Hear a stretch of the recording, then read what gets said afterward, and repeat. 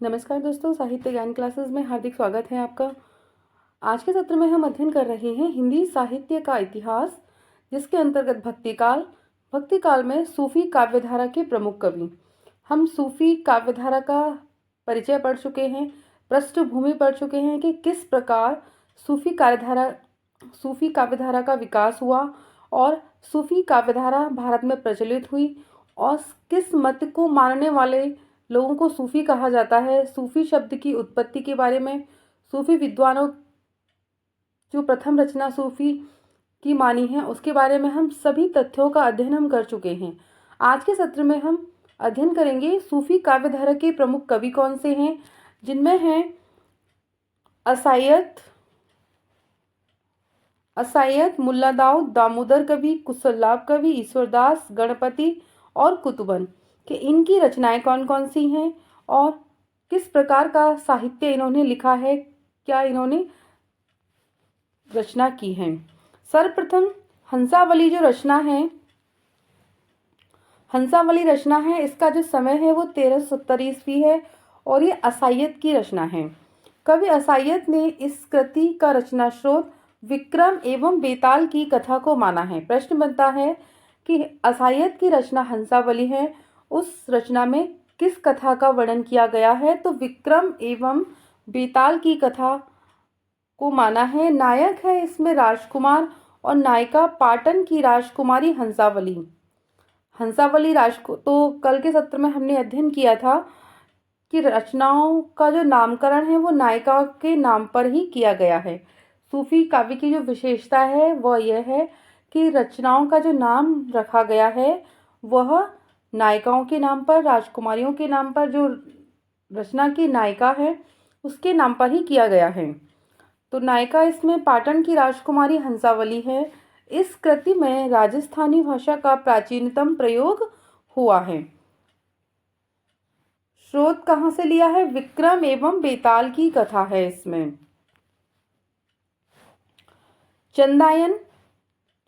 चंदायन मुल्ला दाऊद की रचना है और इसका समय है 1379 ईस्वी।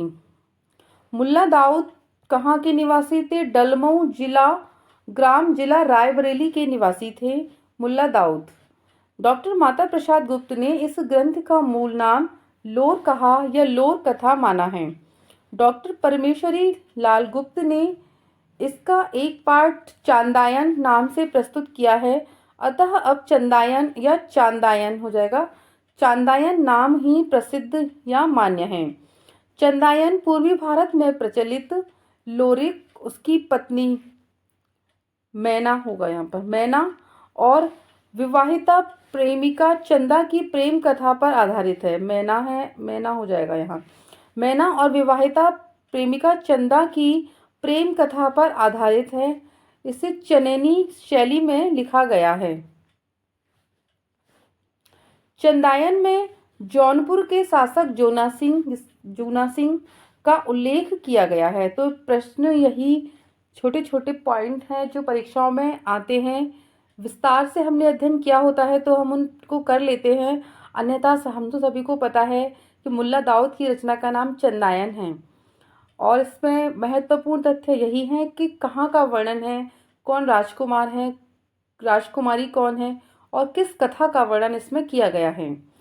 चंदायन में जौनपुर के शासक जोना सिंह का उल्लेख किया गया है। इसका मूल ढांचा मुल्ला दाऊद ने, गलत हो गया है, दाऊद ने स्वयंभू कृत पौमचर्यू से लिया है।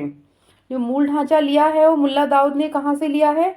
स्वयंभू की रचना है जो पौमचर्यू वहां से लिया है। इसमें चौपाई की 5 अर्धालियों के बाद एक दोहा रखकर कड़वकबद्ध किया है। चंदायन की भाषा कैसी है? परिष्कृत अवधि है। लोरिक और चंदा की प्रेम कथा पर हजारी प्रसाद द्विवेदी जी का उपन्यास पुनर्नवा भी लिखा गया है। महत्वपूर्ण है, कई बार यह प्रश्न परीक्षाओं में आता भी है कि लोरिक और चंदा की प्रेम कथा पर आधारित हजारी प्रसाद द्विवेदी जी का कौन सा उपन्यास है? तो वह है पुनर्नवा। लखम सेन पद्मावती जो दामोदर कवि की रचना है और इसका समय है 1459 ईस्वी। लखन सेन पद्मावती रचना दामोदर कवि की रचना है। कवि ने इसे वीर कथा कहा है, किंतु इसमें राजा लक्ष्मण सेन एवं राजकुमारी पद्मावती के प्रथम दर्शनजन्य प्रेम का चित्रण रोमानी शैली में हुआ है। जब राजा लक्ष्मण सेन और राजकुमारी जब पद्मावती पहले ही दृष्टि में एक दूसरे को देखते हैं और प्रेम के वशीभूत हो जाते हैं, तो उसका चित्रण यहाँ पर रोमानी शैली में किया है कवि ने। छंद योजना में कवि ने चौपाई के अतिरिक्त दोहा, सोरठा आदि का भी प्रयोग किया है। इसकी भाषा राजस्थानी है। महत्वपूर्ण ये भी है कि अवधि किसकी भाषा है और किसकी भाषा राजस्थानी है। तो लखन सेन पद्मावती की भाषा राजस्थानी है। यह काव्य हिंदी का प्रथम असूफी काव्य माना जाता है। यह सूफी काव्य में नहीं है, यह असूफी काव्य है। ढोला मारूरा दोहा कुशललाभ की रचना है और 1473 इसका समय है और कल्लोल कवि भी कुशललाभ को ही कहा जाता है। नायक है राजकुमार ढोला और नायिका है मारवाड़ी। भाषा राजस्थानी। छंद दोहा का प्रयोग इन्होंने ढोला मारूरा दोहा रचना में कल्लोल कवि ने किया है।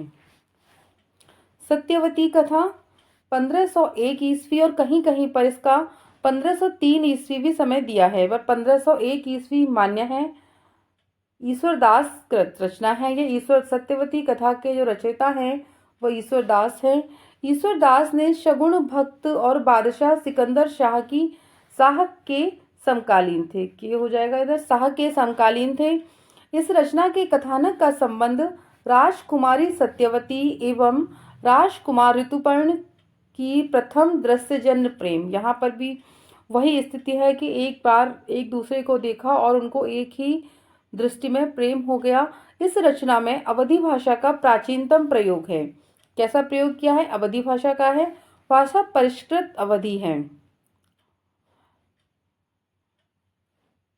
58 छंद तथा दोहा चौपाई छंद शैली का इन्होंने प्रयोग किया। 58 छंदों का इन्होंने इसमें प्रयोग किया है।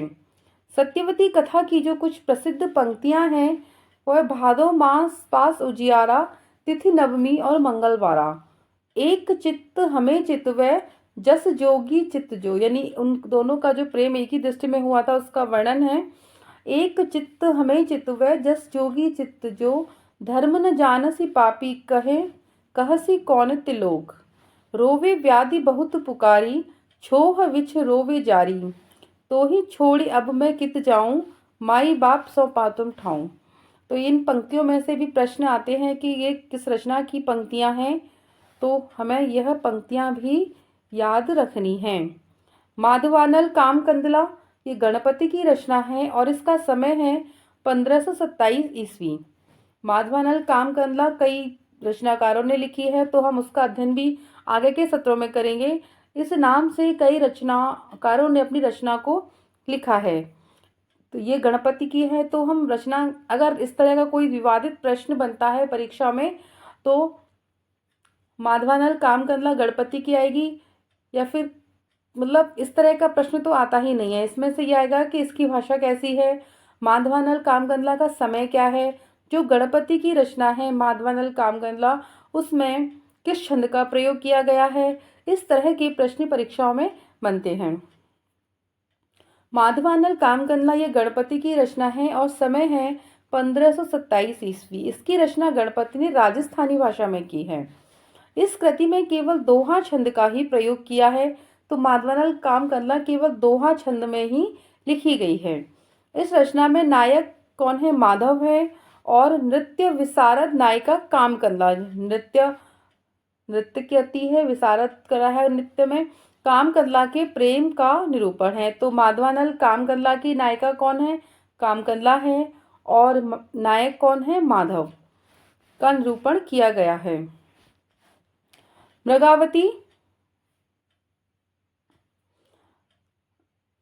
मृगावती जो कुतुबन की रचना है 1503 ईस्वी। इसका समय है। कुतुबन का जन्म जौनपुर में हुआ था। यह चिश्ती वंश के शेख बुरहान के शिष्य थे और जौनपुर के बादशाह हुसैन शाह के आश्रित थे। तो कुतुबन किसके आश्रित थे? हुसैन शाह के आश्रित थे। और किसके शिष्य थे? शेख बुरहान के। और किस वंश के थे? चिश्ती वंश के थे ये बुरहान। और जन्म हुआ था जौनपुर में। इस कृति में चंद्रनगर के राजा गणपति देव के राजकुमार और कंचनपुर के राजा रूप मुरारी की कन्या मृगावती, रूप मुरारी की कन्या कौन है? मृगावती, और कंचन और गणपति देव के राजकुमार की प्रेम कथा का वर्णन किया गया है। मृगावती की भाषा अवधी है तथा दोहा चौपाई छंदों का प्रयोग किया गया है।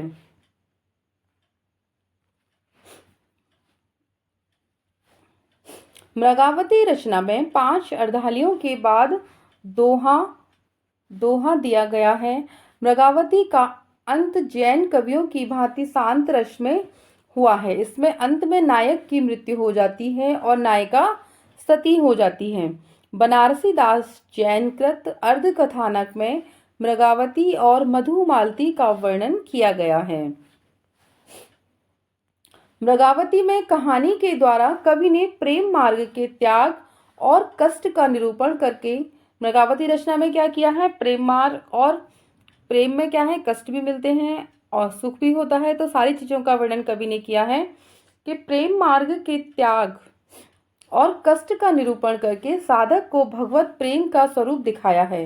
बीच बीच में सूफियों की शैली पर बड़े सुंदर रहस्य में आध्यात्मिक आभास भी है, यानी त्याग भी है, प्रेम में कष्ट भी है, उसका निरूपण करके भगवती प्रेम को का स्वरूप उन्होंने दिखाया है।